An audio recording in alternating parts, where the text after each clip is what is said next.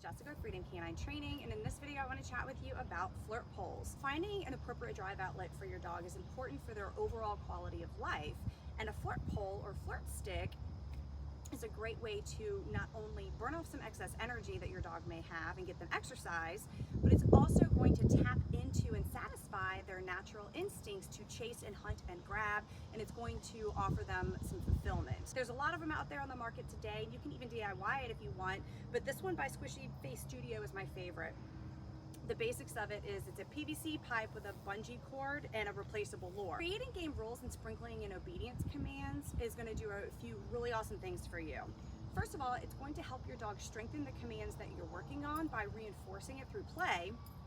It's also going to strengthen their impulse control and proof those commands that you're working on in a kind of simulated, exciting scenario. And this skill is going to transfer out into the real world in similar high arousal situations. There are 3 rules that I will use when I'm playing with the Flirt pole. The first rule is structure to start. So I prefer to put a dog into a down or a place command, but you can use any command that your dog knows. The second one is release or permission to play. Break. My release command is break, but you'll commonly hear folks use okay or free as their release command.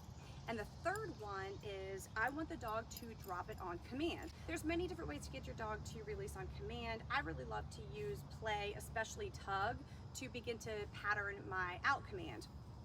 The way that I will do it is I will simply make the toy dead, holding it on the ground, say out, and wait for the dog to release.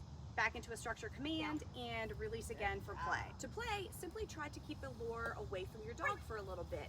Entice them to chase it by imagining that this flirt at the end is a prey animal, bird, rabbit, squirrel, cat, whatever, and move the flirt like a prey would move. Mix up your movements and have your dog chase and jump and attempt to catch it. It is super important though that you allow your dog to catch it after a minute or so if they haven't on their own, because just like us, your dog is gonna get bored and think it's no fun to play if they never win. Once they catch it, I'll add a little tug and a bunch of praise and drop it down and then resume to play.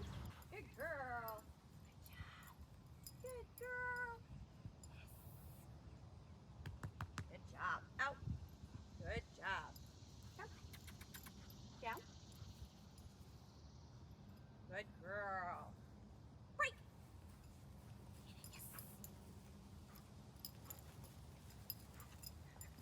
Good job, baby girl. Good girl. Good girl. What you doing? Good job. Out.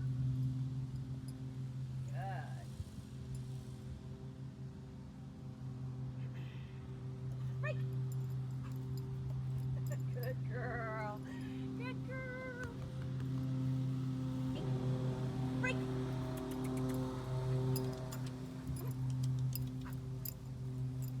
Oh, almost got it. Good girl.